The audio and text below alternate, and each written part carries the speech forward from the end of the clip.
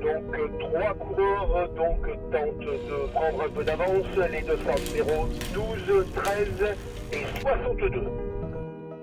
Le Vélo Club Villefranche-Beaujolais est de retour dans ses quartiers. Entre deux courses de cyclocross, le club caladois nous a ouvert ses portes. Il nous parle de sa saison et de ses futures ambitions. Cette saison 2021, elle a très bien commencé, malgré encore des conditions assez particulières, avec ce Covid qui nous a encore suivis sur le début de saison surtout.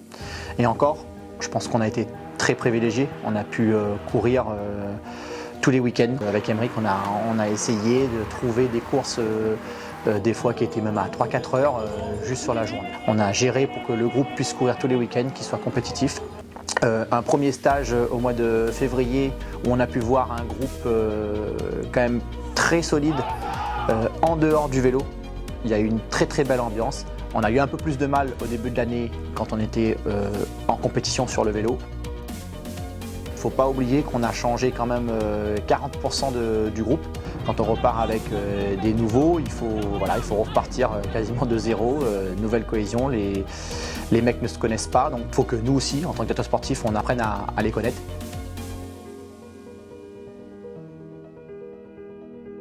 Les Loups, champions de France en 2019, avaient à cœur de revêtir la tenue blanche de la Coupe de France. À Saint-Étienne, ils avaient rendez-vous pour la première étape, avec pour objectif de déclencher les compteurs et de lancer leur saison sur de bons rails. C'est quand même une belle échappée là-bas et ça avait permis à l'équipe de se retrouver dans une bonne position. On s'était fait piéger et le fait de me retrouver à l'avant, ça avait vraiment remis l'équipe dans la course. J'arrivais avec beaucoup de confiance parce que je venais de faire je crois presque 3 ou 4 podiums en 5 courses. Donc moi j'avais tout pour marcher là-bas. Donc tout simplement je pense que les gens m'ont pas répondu comme je le voulais. Et voilà, des fois les courses elles tiennent à peu et sur une course de très haut niveau comme celle-là, si t'es pas vraiment à 100%, c'est compliqué d'aller faire quelque chose. C'est vrai que la course d'équipe, elle était censée me mettre avec Mathieu dans les meilleures dispositions pour faire le résultat à la fin et pour aller scorer et marquer les points. Malheureusement, premier rendez-vous raté. On n'en met pas un dans les 20 premiers, pas de points. Mais ce jour-là, je pense qu'on a déclenché quelque chose. Le soir, il y a eu tout de suite une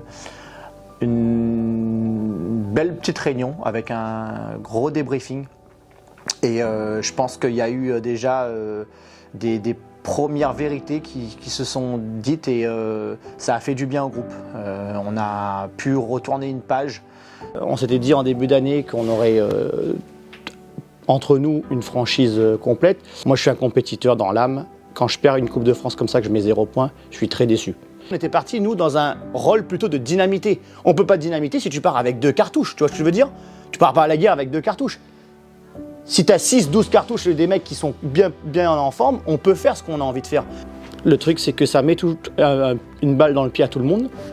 Cette première échappée qu'on rate sur les 8. Mais vous avez eu une bonne réaction pour l'équipe parce que vous l'avez remotivé et ça a permis à Thomas d'être devant. Malheureusement, Thomas part avec 4 mecs. Ça aurait été avec un groupe un peu plus nombreux, ça nous aurait tranquillisé un peu plus dans le final. Je ne veux pas qu'on reste sur une déception comme celle-là. Il n'y a pas de points, ok, basta. On a fait une mauvaise course, ok, basta. Donc moi, ce que je veux surtout, c'est que là, c'est bon, on a fait le débrief, vous avez tous dit ce que vous avez à dire, Baba ça dit ce qu'il avait à dire, c'est très bien, c'est comme ça qu'on repart. Maintenant, on repart plein but et on a les prochaines Coupes de France qui vont arriver, les prochaines courses, parce qu'il n'y a pas non plus que la Coupe de France, hein. Il faut se mettre en confiance sur les courses, on ne refait pas les mêmes erreurs. Toute l'équipe était quand même très déçue, que ce soit les coureurs ou le staff. L'ambiance était un peu, on va dire, pesante. Enfin, je parlais à personne, j'étais un peu en colère contre moi-même. Mais en fait, on a tous, pratiquement tous les coureurs qui doublaient Saint-Annemasse, on a tous dormi là le soir. Donc on était ensemble, malgré tout on a relevé la tête. Voilà, on s'est dit que c'était qu'une course, que certes c'était la Coupe de France. Et au final, le lendemain, j'ai pris le départ d'Annemasse-Bellegarde en me disant que c'était une autre course, qu'il fallait repartir et que voilà, du coup le fait de faire deuxième en faisant une course pleine en plus, donc ça m'a tout de suite remis dans le droit chemin. Cette première étape de Coupe de France fait partie des moments marquants et formateurs d'une saison qui font franchir des étapes à un groupe. Pour progresser, un sportif repousse sans cesse ses limites. Arrivé cette année au VCVB, Maxime Jarnet devait sortir de sa zone de confort pour pouvoir espérer encore monter d'un cran. Je sortais d'un cycle de 3 ans dans le même club à Saint-Étienne, où j'étais très content, ça s'est très bien passé là-bas, mais je sentais que je franchissais un peu une étape, je sortais des années espoir, j'avais besoin peut-être de voir autre chose.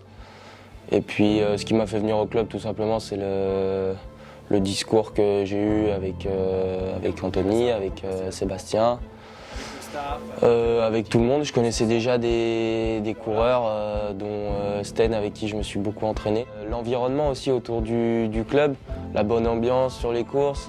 Voilà, moi, à chaque fois que je suis parti en course, c'était pour passer des bons moments sur le vélo, mais aussi en dehors, toujours à rigoler, à être bien avec mes coéquipiers. Ça ne m'aurait pas dérangé de continuer au club parce que je m'y sens tellement bien. Mais oui, le fait de passer pro, c'est ce que je voulais déjà depuis pas mal d'années. Je suis content que cette saison à Villefranche, et du coup cette seule saison à Villefranche m'a fait passer le cap. Le VCVB évolue au plus haut niveau amateur.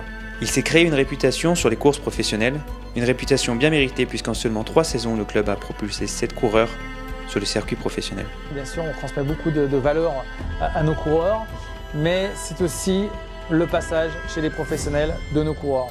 Et là, on va dire que depuis quand même 2019, il y a une grosse accélération avec Eddy Finet qui est passé pro chez Cofidis. Il y a eu après derrière Alexandre Delettre à Delco Marseille, Nicolas Prodhomme chez AG2R Citroën Team, Moreno Sala aussi qui est passé pro chez le team Vorarlberg. Notre grosse satisfaction de cette saison 2021, c'est le passage chez les pros de Maxime Jarnet.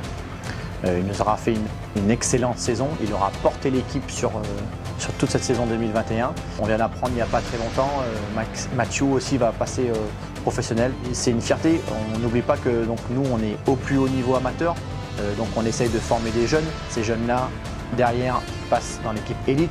Et l'équipe élite, le but, c'est qu'ils puissent accéder à leur rêve, c'est d'en faire leur métier et donc de passer professionnel.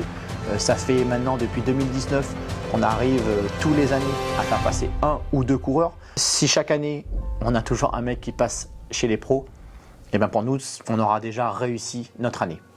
Ça montre que le club aujourd'hui fait passer des coureurs professionnels, à la structure pour que les coureurs passent professionnels et a un programme de course qui est formidable. Et aujourd'hui, les coureurs viennent au Vélo Club Villefranche-Beaujolais dans l'équipe élite pour passer pro, parce qu'ils savent très bien que le programme est adapté à une équipe de haut niveau.